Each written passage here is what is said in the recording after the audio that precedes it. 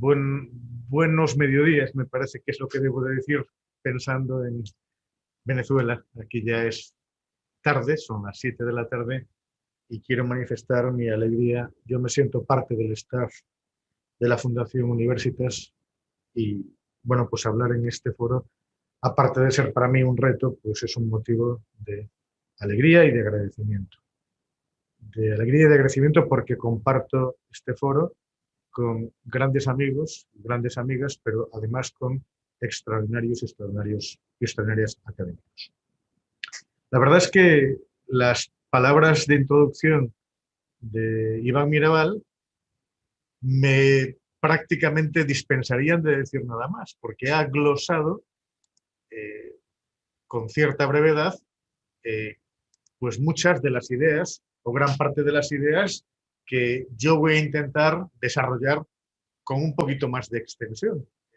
La verdad es que me he quedado gratamente sorprendido e incluso diría yo impresionado de la capacidad de síntesis del profesor Mirabal. He planteado una pequeña presentación de PowerPoint que doy por sentado que están ustedes compartiendo, que pueden seguirla. Si no es así, hágamelo saber. Y voy, por lo tanto, a desarrollar nada más que desarrollar las ideas que ya ha sugerido el profesor Mirabal. Entonces, efectivamente, yo creo que es muy sabia esta partida desde lo que tenía de promisorio el mundo digital. El mundo digital como un nivelador social, como un ámbito en el cual las brechas sociales quedarían reducidas o que por lo menos se minorarían en gran parte. Es verdad que las tecnologías de la información y la comunicación han generado unas fuertes expectativas de mejora social. Ahora bien, por muchas expectativas que podamos depositar en ellas, es cierto que no pueden ser el remedio de las grandes fracturas sociales que existen y, por desgracia, existirán. Pero además pueden agravar las fracturas preexistentes. Pueden agravar las preexistentes y pueden generar otras nuevas. El ciberespacio sería un ámbito de ciudadanía. Por la banda ancha y la alta velocidad viajarían datos de comunicación y de trabajo colaborativo. Y yo diría que esta esperanza, este optimismo vital en las nuevas tecnologías, en cierta medida debe ser mantenido. Es cierto, la alta velocidad es crucial para determinados colectivos vulnerables. Vídeos para personas sin habilidades lingüísticas o simplemente inmigrantes en los países de acogida. Ciertos artificios digitales para poder incorporar a las personas con discapacidades. Conexión y conectividad con personas especialmente aisladas, por ejemplo, de zonas rurales. Lo que pasa es que una mera aproximación al mundo, digamos, de la economía global ya nos pone en guardia de que el software no está decreciendo en sus costes al mismo nivel que el hardware. Yo incluso diría más, el software más avanzado crece a velocidades geométricas. Es decir, la formación necesaria para la tecnología que crea mayor valor añadido, es muy poco accesible en términos de precio y de acceso. Y es verdad que por aquí también crece la brecha digital. Diríase que unas pocas entidades asumen un poder muy intenso para determinar quién accede a la información y quiénes van a ser los consumidores finales de esa información, que es, por supuesto, la otra cara de la misma moneda. Por lo tanto, la tecnología, en esta especie de aproximación bifronte, también puede ser un instrumento de exclusión social, como decía el profesor Mirabal.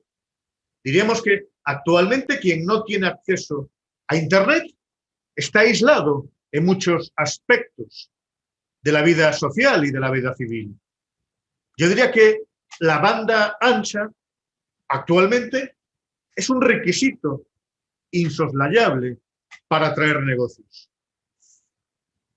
Esta idea que intentaba aproximar del círculo virtuoso de la tecnología se convierte en un círculo vicioso en el caso de quienes no tengan acceso a ella. La tecnología, por tanto, es un arma de gran potencia para generar mayor desigualdad. O por decirlo de forma más provocadora, las personas desconectadas se convierten simultáneamente en personas excluidas socialmente. Claramente, la transformación digital no reduce las barreras económicas y sociales. Insisto, quienes no tienen acceso a la tecnología más bien se convierten en personas marginalizadas. A lo cual hay que añadir, como es evidente, que la revolución tecnológica produce un agravamiento muy evidente en las diferencias entre los países desarrollados y los países en vías de desarrollo. Esta vertiente geográfica de la brecha digital no puede en absoluto ser desconocida. Es decir, se corre el riesgo de profundizar en situaciones de desventaja previa y al mismo tiempo se genera un riesgo cualitativamente nuevo que produce nuevas formas de exclusión. Y además se crea polarización social y aislamiento colectivo, aislamiento de colectivos de aquellas personas que no tienen o tienen menor acceso a las tecnologías de la información y de la comunicación. Yo creo que los datos tozudamente nos muestran que el cambio tecnológico se asocia, por desgracia, a un incremento de la desigualdad. Lo decía también el profesor Mirabal. La robotización, el Internet de las cosas, la inteligencia artificial, esto es un auténtico oxímoro, ¿no? Si es artificial, no puede ser inteligencia, pero si describe el Big Data, ¿qué producen? Pues producen, evidentemente, una mayor concentración del conocimiento y de la economía en favor solo de una exigua minoría. Yo creo que este término que expreso en el PowerPoint, ¿no? La feudalización, se produce una auténtica feudalización del espacio virtual. Una feudalización en la cual además las libertades democráticas se reducen y, por supuesto, emerge un oligopolio de poderosos titulares de este espacio. Titulares públicos y titulares privados. No importa, pero, insisto, grandes titulares públicos y privados. ¿Cómo se responde a este problema creciente? Pues se responde, como digo en negrilla y subrayado, con políticas públicas que tienen que favorecer, que tienen que permitir una alfabetización general de la población, alfabetización digital en el entorno en el que ahora se expresa este. Pero no se trata solo de acceso a la tecnología. Es que el concepto de la brecha digital es mucho más amplio.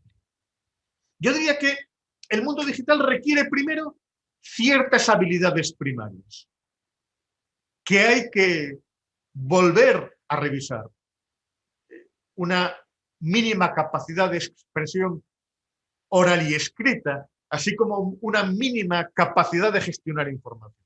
Por ponerles un ejemplo, seguro que ustedes se sorprenden ahora que manejamos todos los días y a todas horas el WhatsApp, la poca capacidad de expresión y el cúmulo de errores morfológicos y sintácticos en que incurren muchas de nuestras personas conocidas. Es decir, las habilidades digitales requieren además repensar en las habilidades primarias.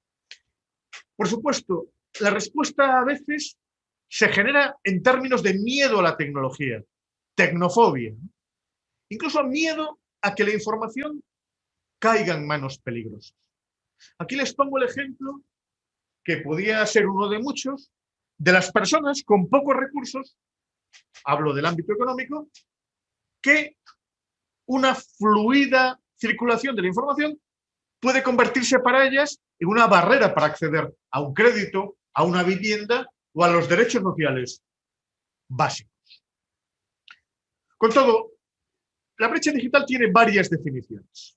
Se trata de expresar, insisto, las desigualdades en la titularidad de sistemas informáticos y de acceso a Internet. Fíjense ustedes, fue en el gabinete de Bill Clinton, uno de sus responsables de comunicación, el señor Irwin, el que empezó a hablar de la brecha digital en relación con la densidad mayor o menor en aparatos telefónicos y en computadoras que había entre unos países y otros y entre unas sociedades y otras.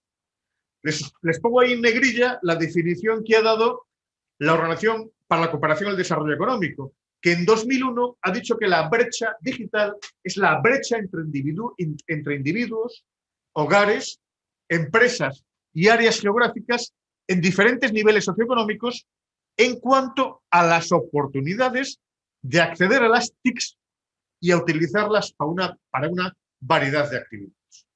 Es un concepto amplio, por lo tanto, generalmente aceptado y sobre todo asumido por Naciones Unidas. Las barreras digitales son algo así como una carrera de obstáculos.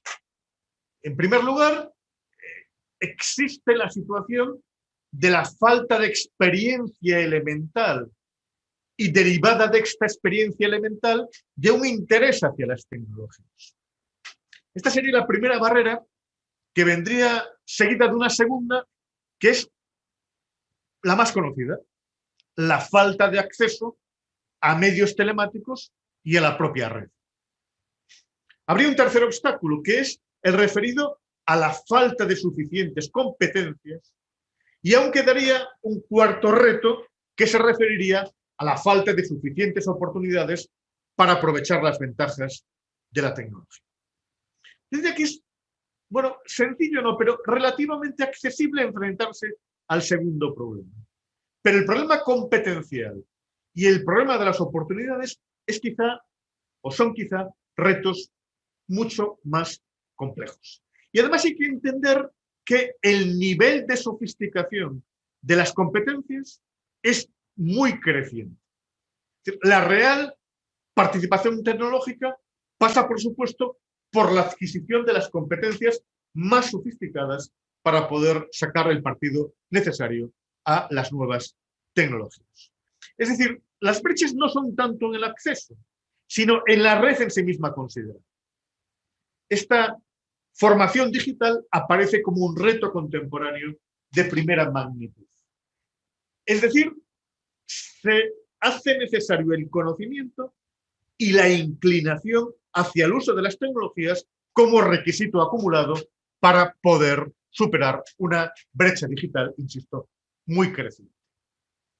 Puede hablarse también, en otro haz de consideraciones, de un triple acceso, uno de nivel básico, digámoslo así, para las operaciones más elementales, otro de tipo social, para las relaciones comunes con la sociedad circundante, y otro de tipo económico para, repito, desarrollar un proyecto económico a través de las tecnologías de la comunicación. Ya expresaba Iván Mirabal la existencia de una pluralidad de colectivos desfavorecidos. Como lo ha expresado de una forma muy diáfana, voy por ahora a prescindir de este elemento al que retornaré en relación con varios grupos de colectivos desfavorecidos y me centraré en particular en cuestiones de edad, cuestiones de sexo y cuestiones de discapacidad. Pero, por supuesto, habría que aludir, y podremos aludir sin duda en fase de coloquio, a problemas sociales, a niveles educativos, a problemas de empleo y desempleo Es decir, la brecha digital es también reflejo de desigualdades previas. Pero me interesa ya entrar más bien a considerar, teniendo en cuenta que la brecha digital es básicamente una brecha de desarrollo, y enfatizar la idea de la responsabilidad de los poderes públicos en la estructura de la brecha, me gustaría ya entrar a precisar la relación de la brecha digital con el mundo del empleo y de las condiciones de trabajo. También a este respecto el profesor Mirabal expresaba unas ideas generales y muy sabias. Es verdad, los nuevos modelos organizativos requieren cada vez menos trabajadores, pero más cualificados. Pero además, en estos sectores más dinámicos, más digitalizados, se produce una constante recualificación del trabajo. Es decir, crecen en los ámbitos más favorecidos las expectativas de mejora. No cabe duda, ¿no? La robotización, la digitalización, el impacto tecnológico producen en la cara desfavorecida situaciones de desempleo más prolongadas y, sobre todo, y lo que es peor, más altos índices de desempleo estructural. Un tópico del que se lleva ya lustros hablando es el del recambio de trabajadores por máquinas, por robots y por procesos algorítmicos.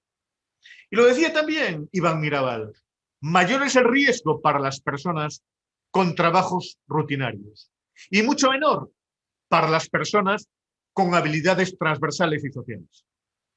Es verdad, cierto tipo de trabajos no cualificados son muy vulnerables porque las funciones fácilmente pueden ser automatizadas. Pero también lo decía el presentador, es que las nuevas tecnologías y la automatización permiten cada vez más desempeñar tareas dotadas de un cierto nivel de cualificación.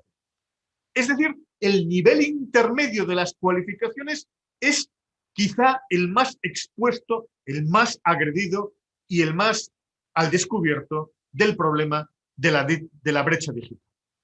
Es que además determinados trabajos poco cualificados no son susceptibles de automatización. Pensamos en el trabajo de cuidado, en el de limpieza, ciertas actividades industriales poco cualificadas. En estos ámbitos no es previsible un incremento masivo del desempleo por el input tecnológico. Y menos mal, porque estos trabajos poco cualificados, pero esencialmente manuales, de su conservación, depende que no se produzca una mucho más profunda disparidad retributiva. Repito, en general, las personas trabajadoras con cualificaciones medias pueden ser las grandes perdedoras. Este quizás sea el gran titular, como expresaba Iván Mirabal. Por lo tanto, es importante evitar un desempleo masivo a través de cambios estructurales. Fíjense ustedes, en entornos con una elevada penetración tecnológica, los trabajadores poco cualificados, las personas mayores, las mujeres, están particularmente expuestos a brechas digitales. Pero eso no es así en contextos con menor penetración digital. Y además, hay competencias intrínsecamente ligadas a las digitales, como decía antes, que no deben de enseñarse. ¿Qué se requiere como formación primaria y básica para edificar una competencia digital suficiente? Desde luego, una mayor capacidad de comunicación oral y escrita. Por supuesto, una mayor capacidad de planificación, de adaptabilidad, un mejor manejo de los datos.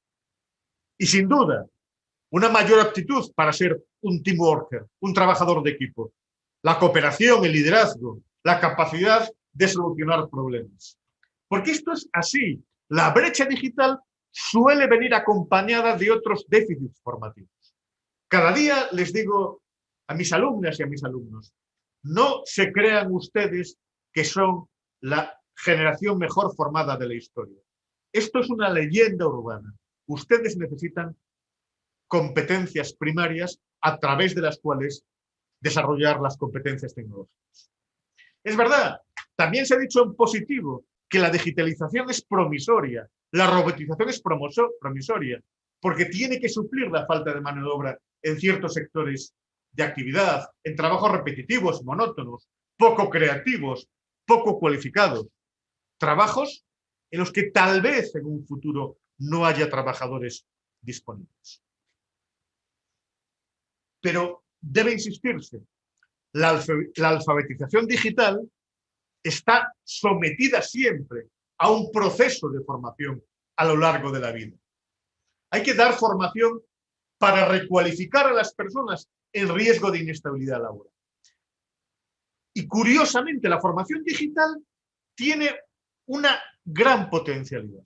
El otro día estaba discutiendo en Madrid con el director del Servicio Público de Empleo Estatal de España y coincidíamos en que la formación digital produce desarrollo profesional más que desarrollo educativo, pero además proporciona competencias específicas para trabajos especializados y aporta, por supuesto, capacidades ampliamente demandadas en el mercado de trabajo.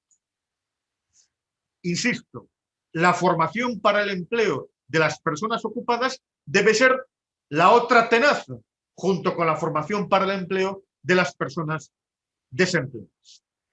Se trata sobre todo de evitar la obsolescencia de las cualificaciones, pero sin que podamos desconocer otra obviedad, que es que la digitalización acelera la transformación del mercado de trabajo. Incrementa, por supuesto, el trabajo precario, la huida del derecho al trabajo, incrementa la temporalidad y la diversidad en las vinculaciones contractuales. Se hablaba de la globalización como gran desencadenante y, por supuesto, hay que seguir hablando de la globalización, pero también lo digital es, y a mayores, el otro gran factor desencadenante. Por otra parte, la tendencia es a mirar para las personas trabajadoras, pero hay que volver la vista también a las empresas. Claro, ¿quién sufre con mayor rigor el impacto tecnológico? Pues indudablemente la pequeña y la mediana empresa. Es decir, yo creo que la brecha digital es también una brecha entre la pequeña y la gran empresa. Y cuidado, la pequeña empresa manufacturera tradicional, sobre todo la que ha mantenido ciertos ámbitos territoriales, es la más expuesta a arrastrar déficits de digitalización. Es decir, los sistemas económicos con empresas de más reducido tamaño están más expuestos a una polarización digital. Si hablo de mi nivel europeo, ¿por qué España está peor equipada que Alemania frente a la brecha digital? Entre otros motivos, por la menor dimensión de las empresas en comparación con la realidad alemana. Creo que el teletrabajo es quizá un observatorio privilegiado. Este año hemos hablado del teletrabajo por activa, por pasiva, por directa, indirecta y circunstancial. Pero desde la perspectiva de la brecha digital, fíjense ustedes, antes de la pandemia, ¿quién teletrabajaba? Pues sobre todo las personas con titulación superior. Había, y en cierta medida sigue habiendo, una relación directa entre más altos ingresos y más elevado acceso al teletrabajo. Incluso había una relación virtuosa entre trabajo indefinido y teletrabajo. Y ahora, fíjense ustedes, ¿por qué en unos países hay mayor índice de teletrabajo que en otros? Permítanme, por ejemplo, la comparación entre un país del norte de Europa como Suecia y un país del sur de Europa como España o Portugal. Podíamos pensar que hay más teletrabajo en Suecia porque la estructura productiva es distinta y hay una mayor economía del conocimiento. Esto es verdad, pero esto solo explica en parte el distinto auge del teletrabajo. Porque si comparamos sector por sector, la madera, la construcción naval, la industria química, en todas ellas hay más teletrabajo en el norte de Europa que en el sur de Europa. Es decir, yo diría que el problema es un problema de que tenemos que acercarnos poco a poco al óptimo de realización de teletrabajo que permitan nuestras economías y nuestros sectores productivos. Pero además, con la pandemia ha aparecido una nueva brecha digital que va a mantenerse. Personas que no pueden teletrabajar y personas que sí que pueden teletrabajar. Estos días estoy desarrollando un estudio preliminar para una administración local y una diferencia esencial es esta. ¿Quién puede? ¿Quién no puede? ¿Quién puede teletrabajar en la mayoría de sus competencias y quién solo puede teletrabajar en una minoría de las competencias? Porque los que pueden teletrabajar tienen una mayor facilidad para conservar sus empleos, para conservar íntegro su tiempo de trabajo y para conservar mucho mejor sus condiciones laborales. Y esto es importante porque este dato, aparentemente tan trivial, puede ampliar la separación entre las clases sociales y entre los grupos sociales. Permítame hablar unos minutos de colectivos desfavorecidos. A mí me interesa, sobre todo, plantear en torno a la discapacidad, que se ha dicho con excesivo optimismo que lo digital es una oportunidad de integración laboral de las personas con diversidades funcionales. Y yo me lo creo, y yo defiendo esa postura. Pero hay que tener en cuenta que la adaptación digital a ciertas discapacidades puede ser muy onerosa para las empresas, hasta el punto de que puede no ser razonablemente exigida. Pensemos, por ejemplo, en las discapacidades sensoriales y en lo oneroso que puede ser la adaptación de las tecnologías a las discapacidades sensoriales de las personas. Quiero decir que la disponibilidad, la accesibilidad, el precio de la tecnología dirigida a estos colectivos puede ser un problema y hay que tomarlo muy seriamente en consideración. Ustedes conocen la Convención de Naciones Unidas del año 2005. La Convención de Naciones Unidas pensó en la adaptación como el gran reto, pero la brecha digital puede ser un enorme obstáculo, además de ser una gran ayuda para las personas con discapacidades. Aquí también vemos esta especie de Hanno Bifront. Hay que tener cuidado porque no necesariamente hay una relación virtuosa entre tecnología y personas con discapacidad. El tema de la edad es mucho más evidente. Yo diría que la edad es un predictor de adaptación a la tecnología y de uso de la misma. Es que es un problema transversal. Las personas de mayor edad muestran colectivamente un menor interés, una menor disponibilidad. Yo creo que hay un problema generacional de alfabetización digital. En especial, también lo decía Iván Mirabal, en la encrucijada entre edad y género. Ustedes conocen perfectamente esa historia de que las personas mayores son inmigrantes digitales.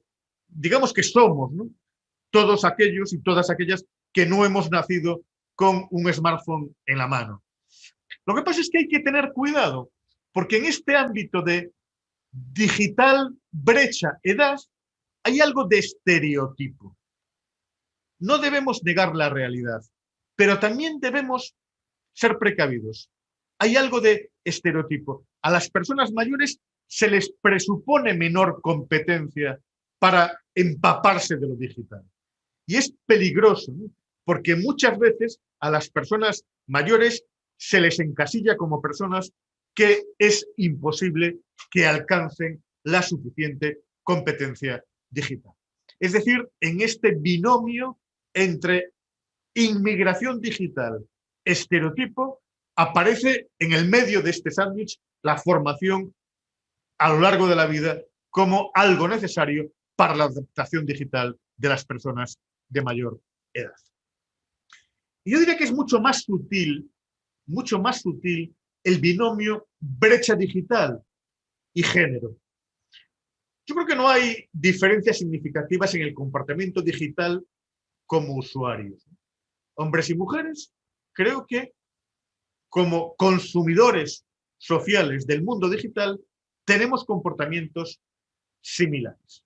Sin embargo, también aquí hay el estereotipo de la vinculación de lo tecnológico al género masculino, que tiene que ver además con un problema previo, que es la segregación ocupacional.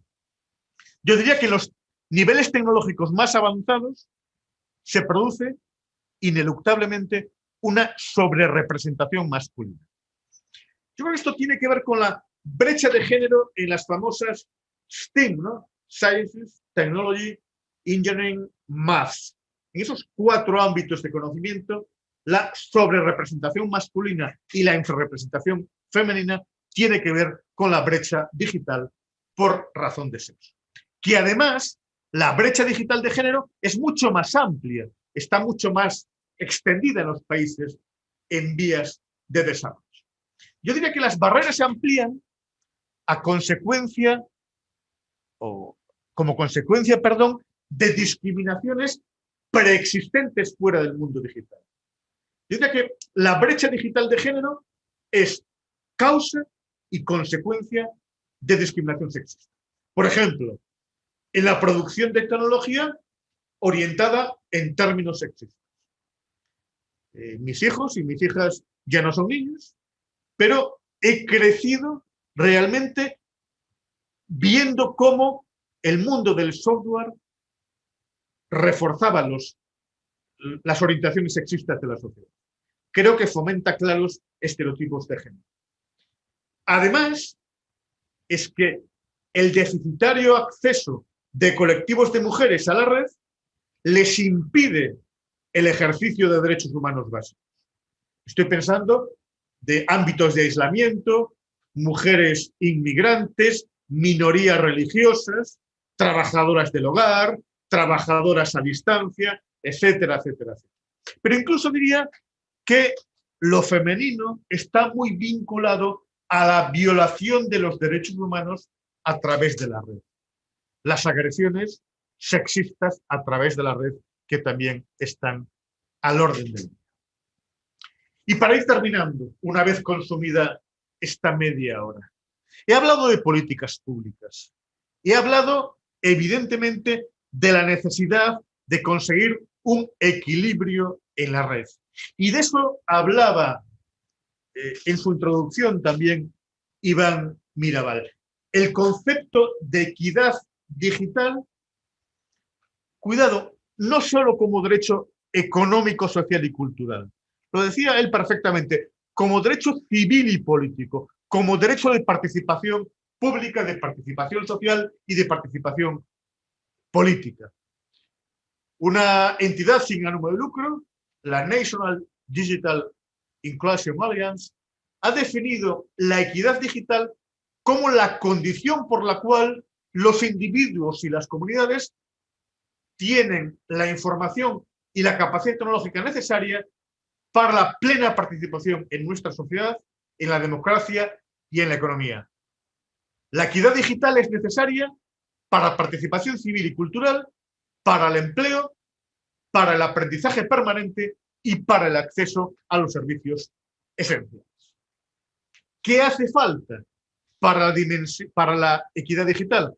Pues ciertas dimensiones, hardware, software y conectividad a Internet, contenidos comprensibles de alta calidad, culturalmente relevantes en lenguas minoritarias, no solo en inglés, capacidad de crear, de compartir, de intercambiar contenidos digitales, disponibilidad de educadores, con formación necesaria para usar herramientas y recursos digitales, investigación de calidad sobre la aplicación de las tecnologías en el aprendizaje, es decir, una serie de prerequisitos que evidentemente hay que desarrollar. Yo finalizaría diciéndoles que ya hace 2 años una congresista demócrata americana ha introducido en el Congreso de Estados Unidos un proyecto de ley, la Digital Equity Act, que en el país más liberal del mundo pretende establecer grandes programas con un enorme financiamiento, con una enorme financiación, para promover una equidad digital a nivel nacional. Porque la brecha digital es brecha democrática, en definitiva, y por lo que a nosotros respecta, brecha social entre personas integradas y personas excluidas. Muchas gracias.